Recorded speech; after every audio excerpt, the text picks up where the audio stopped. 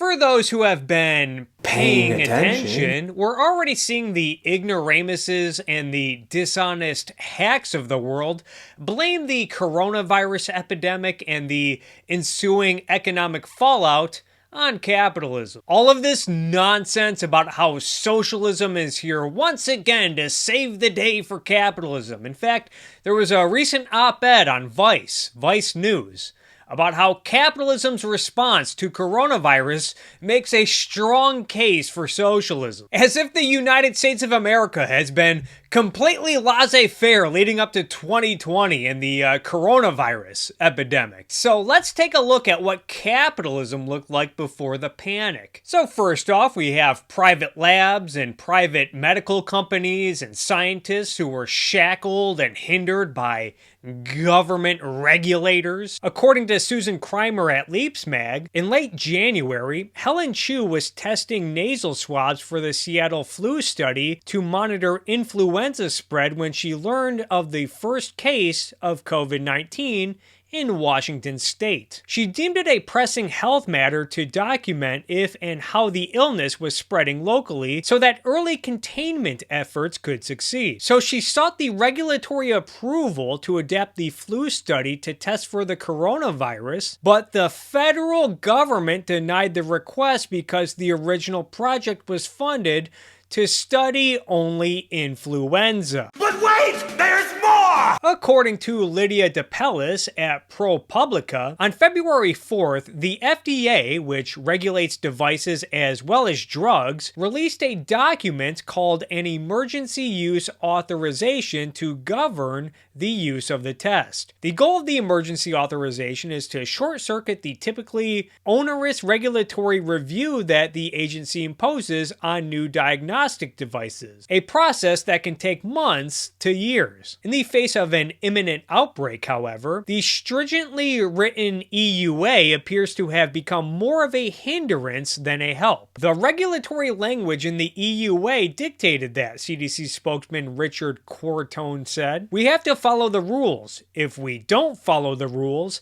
the FDA could shut us down. That is a real thing. If you were to go back in time and tell the FDA, you've got a month to get 1 million tests ready, I imagine they would not have chosen this strategy. But wait, there's more! According to Brett Murphy and Letitia Stein, from its biggest cities to its smallest towns, America's chance to contain the coronavirus crisis came and went in 7 weeks since U.S. health officials botched the testing rollout and misled scientists in state laboratories about the critical early failure. Federal regulators failed to recognize the spiraling disaster and were slow to relax the rules that prevented labs and major hospitals from advancing a backup. Countries such as South Korea had already shown how such diagnostics, developed and scaled up by the help of private sector at the onset, could be used to identify people with early infections before they spread the virus widely. Dr. Jim Dunn, director of medical microbiology and virology at Texas Children's Hospital, had developed lab tests for the Zika virus weeks before the FDA stepped in. Dr. Jim Dunn said that restrictions this time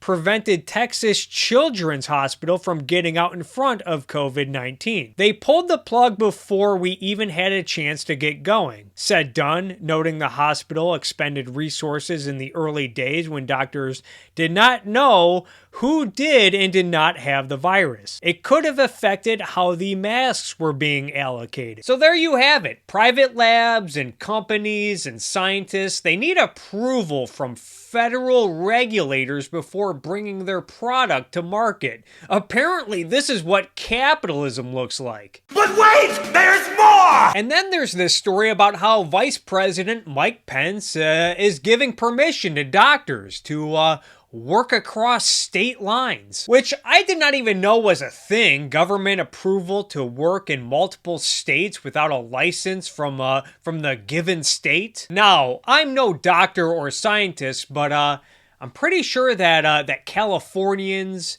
and Floridians and Texans and Michiganders and everyone else in the United States of America are the same animal, if not very similar. But then again, what do I know? Either way, until recently, doctors were not permitted to work across state lines without a license. Apparently this is what capitalism looks like. But wait, there's more! According to pieces in Reason Magazine and MedTech Dive, regulations have stifled the supply of hospital beds and ventilators. According to Eric Boehm, certificate of need laws are on the books in 35 states, but they differ from place to place. Their stated purpose is to keep hospitals from overspending, and thus from having to charge higher prices to make up for unnecessary outlays of capital costs. But in practice, they mean hospitals must get a state agency's permission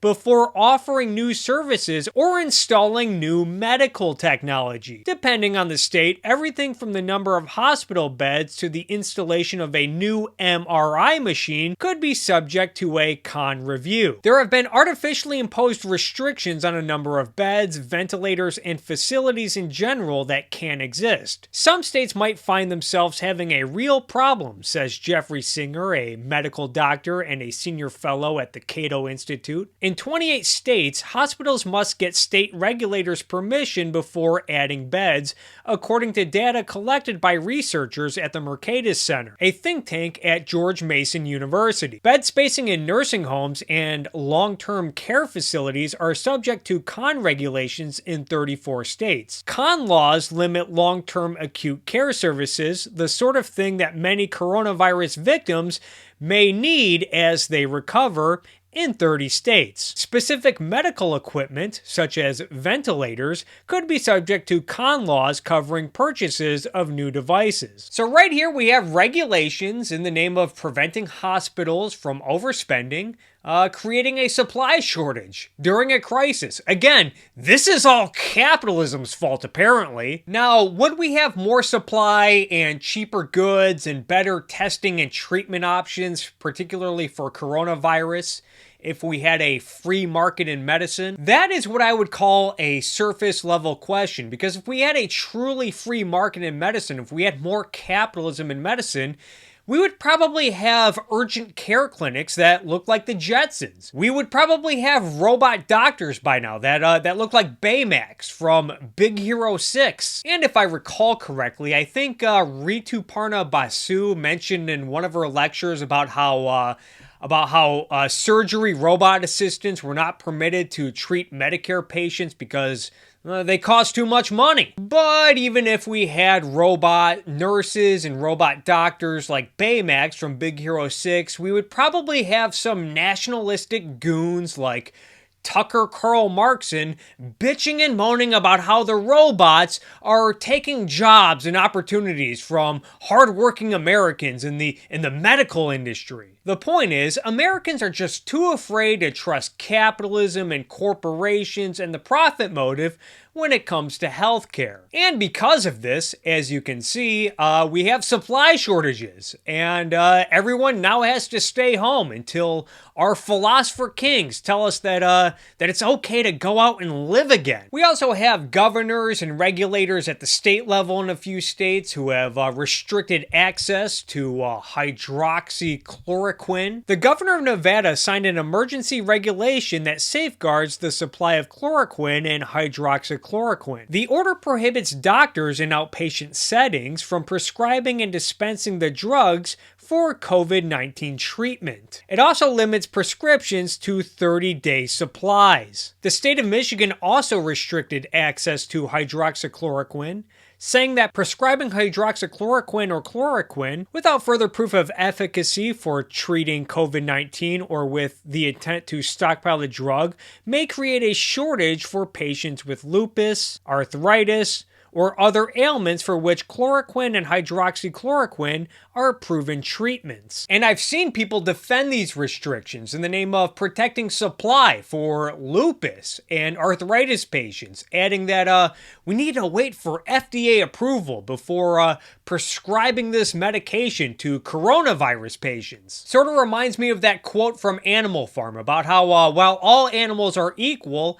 some animals are more equal than others. Sorry to everyone who's suffering with coronavirus, but you can't be expected to make decisions for your own personal health, even if you're in jeopardy of dying. Besides, people who are suffering with lupus and arthritis, they're more equal than you in the eyes of our consumer protecting philosopher kings. And who could forget the fact that governments shutting down businesses indefinitely is the pinnacle of laissez-faire capitalism? We have this story right here about how the city of Los Angeles threatens to shut off water and power to businesses who refuse to close during this epidemic. Now, I've lived in Los Angeles for about 7 years now, and I honestly had no clue that the city government had the authority to just shut off utilities like water and power to businesses that refuse to bend the knee. But to many dishonest and ignorant hacks, we're all living in an Ayn Rand paradise. Ayn Rand, Ayn Rand, Ayn Rand. We also have this story about how the state of Vermont is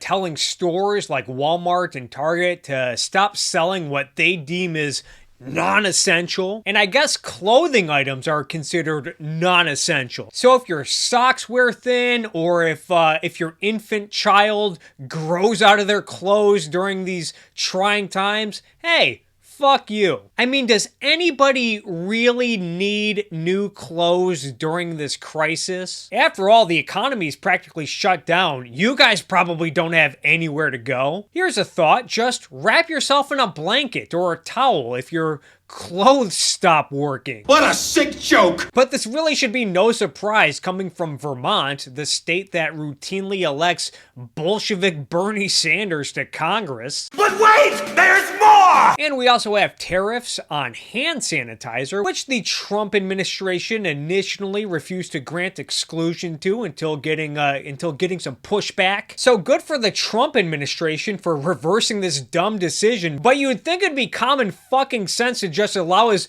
much medical supplies into the United States as possible during a national emergency. But hey, we really need to impose import taxes on Americans to stick it to the Chinese for stealing intellectual property. Am I right, guys? But wait, there's more! We also have this story about the Failure and Death Administration limiting the supply of sterilized surgical masks. According to Eric Halperin at NBC Columbus, the revised order authorizes Battelle to decontaminate up to 10,000 compatible N95 respirator masks per chamber load, with the machine able to process 4 chambers per sterilization process. Battelle said it could run 2 sterilization processes per machine per day, sterilizing 80,000 masks per machine. The initial order from the FDA limited the number to 10,000 per day. Now that's fucked up. DeWine and Husted released a statement early Sunday expressing frustration after they say the U.S. Food and Drug Administration decided to limit the use of new technology to sterilize desperately needed surgical masks. In the statement, DeWine and Husted announced that the FDA has authorized Columbus-based Battelle to sterilize only 10,000 surgical masks in Ohio each day, despite their ability to sterilize up to 160,000 masks per day with 2 operational machines in Ohio alone. But I guess good on the FDA for coming around on lifting the limits on sterilized masks. But why is the government putting limits on sterilized surgical masks in the first place? Pandemic or not, emergency or normalcy, is there any reason to have a law that puts a limit on the amount of medical supplies, particularly sterilized surgical masks? Can anyone explain this to me? Let us know in the comments section below. We also have our central planner-in-chief, Donald Trump, utilizing the Korean War era Defense Production Act to get General Motors in line in producing medical supplies. And apparently General Motors had already volunteered to switch their production lines to make ventilators and other medical supplies. Apparently GM's decision to do this was not a great thing in the eyes of people like Sam Cedar, who said that they're doing it to minimize losses during this economic crisis. The calculation a place like GM is probably making at this point is something to the effect of like, we're not selling any cars. We've got factories full of cars. We've got lots full of cars. We got so much inventory right now. We're not going to move this for months. But we have that machinery there. We can get people to come in and work the machinery. Let's pump out some product that we can charge people for. That's what's happening. This is not, these companies are not stepping up. They're not stepping up. There's no sacrifice going on here. They're mitigating their losses because there's no ability for people to buy their product. That's what's going on here. Don't make any mistakes about this. I mean, there may be some distilleries that are like, we have the ability to create rubbing alcohol, small, but broadly speaking, this is about these entities mitigating their losses. Oh no, you guys, GM is trying to make money. Anyway, apparently volunteering wasn't good enough because Donald Trump decided to again invoke the Defense Production Act to twist GM's arm into doing what they were already doing. But Trump did not stop with GM. He also used the Defense Production Act to go after 3M. Wow, did not expect that to rhyme. 3M, which is a multinational corporation with operations and factories in dozens of countries. A company who gets roughly half of their pre-tax income from overseas markets since 2017, according to their 2019 annual report with the Securities and Exchange Commission. Anyway, 3M sparked controversy recently for doing what they've been doing for years, selling products to overseas customers, some of whom are presumably longtime business partners, instead of prioritizing local and state governments in America. This decision sparked controversy amongst the nationalistic knuckleheads in our culture, in which Trump responded by invoking the Defense Production Act. Apparently, this is what capitalism looks like. And finally, we have these billionaires and so-called captains of industry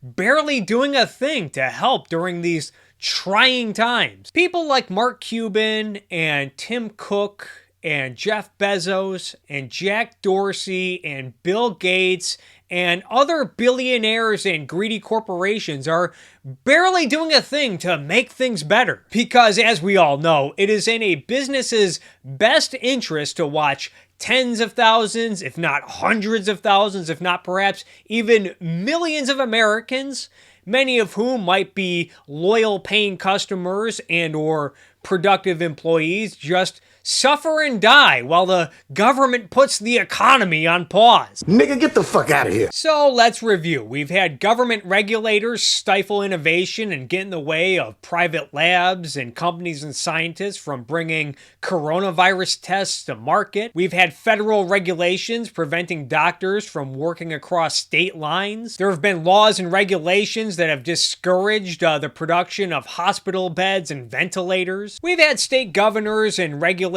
restricting access to medicine that might treat the coronavirus. We've had local and state governments shutting down businesses in large sectors of the economy. Some local governments threatening to shut off utilities to businesses that don't comply. We've had state governments ban the sale of non-essential items. Regulators imposing limits on the amount of sterilized surgical masks. We have import taxes on medical supplies. We have a president who is using a wartime law from a war that that happened 70 years ago to twist the arms of corporations today. And in response to all of this madness, we have a Congress and president that are spending trillions of American tax dollars on stimulus packages with all sorts of strings attached. Remember, folks, this is what capitalism looks like.